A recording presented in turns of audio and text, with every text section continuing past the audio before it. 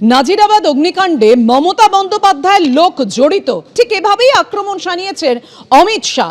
যেভাবে নাজিরাবাদের অগ্নিকাণ্ডের ঘটনা ঘটেছে তাই নিয়ে তীব্র আক্রমণ অমিত শাহ।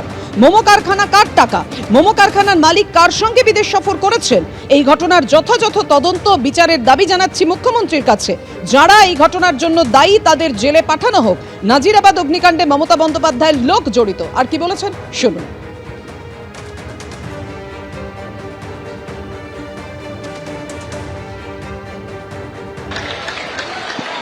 ये जो अग्निकांड हुआ है ये कोई एक्सीडेंट नहीं है।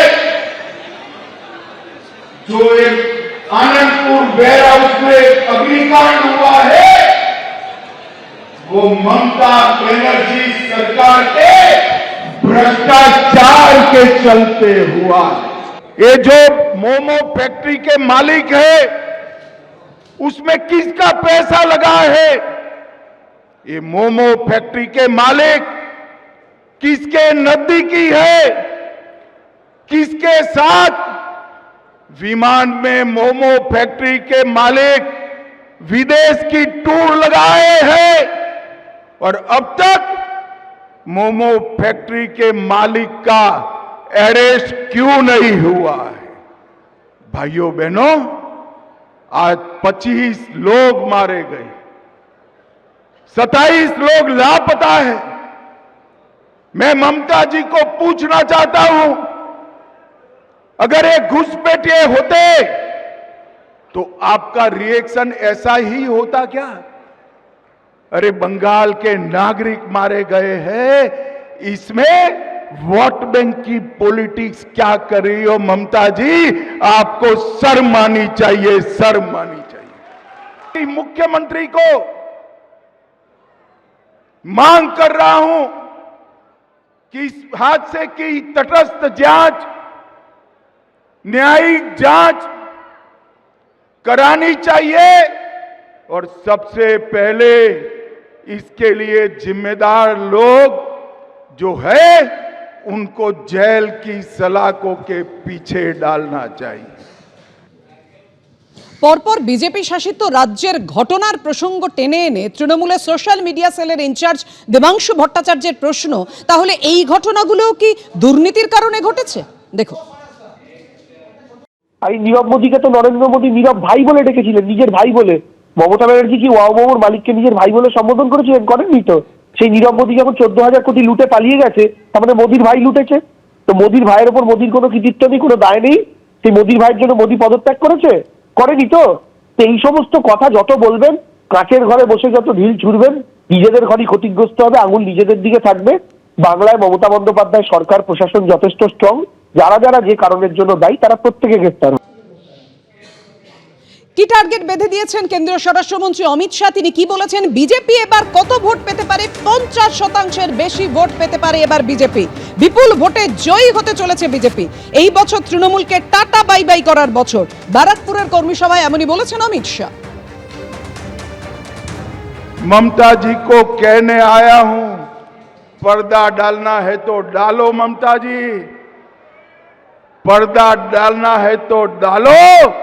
अप्रैल के बाद भाजपा सरकार आएगी और अग्निकांड के आरोपियों को चुन चुन कर हम जहर की सलाखों के पीछे गए।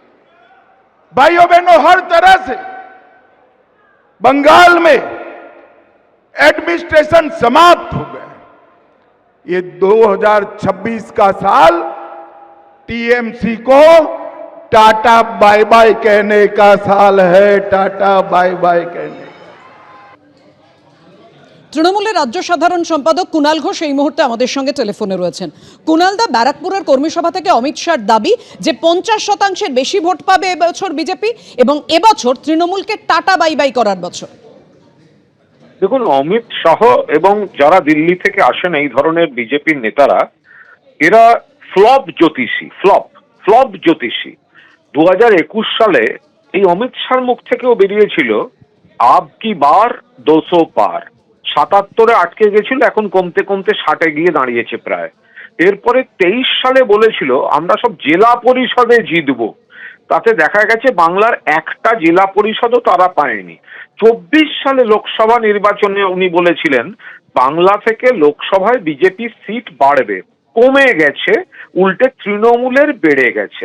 ফলে এই অমিত শাহের মতো ফ্লপ জ্যোতিষীরা, এই পরিযায়ীদের মতো তারা রাজনৈতিক পর্যটক, ভোটের আগে ঘুরতে আসছেন, 4টে বক্তৃতা দেবেন, ভোট হয়ে যাবে, হেরে যাবে, ফিরে যাবেন। বাংলার টাকা আটকে রেখেছেন, বাংলাকে বঞ্চনা করেছেন, বাংলার উপর প্রতিহিংসা, বাংলা ভাষাকে অপমান, বাংলা ভাষা বললে পিটিয়ে মারা, বাংলা ভাষা বললে বাংলাদেশি, বাংলার মনীষীদের অপমান। গোটা বাংলা এই বিজেপিকে প্রত্যাখ্যান করছে। প্রত্যেকটা বুথে সংখ্যাগরিষ্ঠতা নিয়ে চতুর্থবারের জন্য 250 সিট সহ ফিরে আসতে চলেছেন মুখ্যমন্ত্রী মমতা বন্দ্যোপাধ্যায়। কুণালদা, আরো একটা প্রশ্ন, অমিত শাহ একেবারে নাম করে করে তৃণমূলের নেতা মন্ত্রীরা যারা জেলে গেছেন সেভাবে আক্রমণ শানিয়েছেন। দেখুন, অমিত শাহ তৃণমূলের যে নেতা মন্ত্রীরা জেলে গেছেন তাদের আক্রমণ শানিয়েছেন, তোমার তো এই ব্যাখ্যাটাও দেওয়া উচিত যে খুনের মামলায় উনি তো জেলে ছিলেন। অমিত শাহ নিজে তো খুনের মামলার আসামি ছিলেন। এবার উনি কিভাবে সেই মামলা শেষ হয়েছে, মামলার কি রায়, তো বাকিদের গুলো সেগুলো অব্দি অপেক্ষা করুন। কাউকে জেলে আক্রমণ শানিয়েছেন অমিত শাহ, হ্যাঁ, আপনারও নাম করে আক্রমণ শানিয়েছেন অমিত শাহ। কোনো সমস্যা নেই তো, কিন্তু কথাটা হচ্ছে যে জেলে কাউকে যদি আটকে রাখা যায় তার মানেই কি সে অপরাধী? আমার ক্ষেত্রে যে মামলায় আমি অ্যারেস্ট হয়েছিলাম সেই মামলাটাই অবৈধ বলে কোর্ট অলরেডি রায় দিয়েছে, বাকিগুলো তো আমি সসম্মানে লড়ছি। বা বাকিরা, অমিত শাহ নিজে তো খুনের মামলার আসামি, উনি তো জেলে ছিলেন। তাহলে অমিত শাহ যে জেলে ছিলেন সেই জেলটা কি তাজমহল ছিল? তাহলে ওনার মামলাটা শেষ হওয়া অবধি যদি ওয়েট করে থাকেন তাহলে আমাদের মামলাগুলোকে শেষ হতে দিন। উনি তো খুনের মামলার আসামি, উনি তো জেলে ছিলেন, উনি আবার অন্য লোকের জেলের গল্প কি শোনাচ্ছেন? উনি কি ওনার জেলটা কি স্পেশাল কায়দায় তাজমহলের মতো বানানো হয়েছিল নাকি? যা থুতু ছুঁড়লে ওপরে নিজের মুখে পড়ে। আয়নায় মুখ দেখুন অমিত শাহ। ধন্যবাদ কুণালদা। দেখুন, ব্যারাকপুরের কর্মী সভা থেকে অনুপ্রবেশ ইস্যুতেও আক্রমণ শানিয়েছেন কেন্দ্রীয় স্বরাষ্ট্রমন্ত্রী। তিনি বলছেন যে কাঁটাতারের জন্য জমি দেয় না বাংলা, মমতা বন্দ্যোপাধ্যায়, সেই কারণে কাঁটাতারের বেড়া দেওয়ার কাজ সম্পূর্ণ হচ্ছে না সীমান্তে। সীমান্ত পেরিয়ে অনুপ্রবেশকারীরা ঢুকে পড়ছে, মমতা বন্দ্যোপাধ্যায়ের পুলিশ তাদের আটকায় না। এপ্রিলের শেষে বিজেপির মুখ্যমন্ত্রী 45 দিনে সমস্ত কাঁটাতারের বেড়া বসানোর কাজ শেষ করবে। ব্যারাকপুরের কর্মী সভায় অঙ্গীকার করলেন স্বরাষ্ট্রমন্ত্রী অমিত শাহ। केंद्र सरकार क्या, मैंने पार्लियामेंट में जवाब दिया था कि बाड़ लगाने के लिए, फेंसिंग करने के लिए ममता बनर्जी आप हमें जगह नहीं दे रही हो, भूमि नहीं दे रही हो, इसके कारण फेंसिंग पूरी नहीं होती।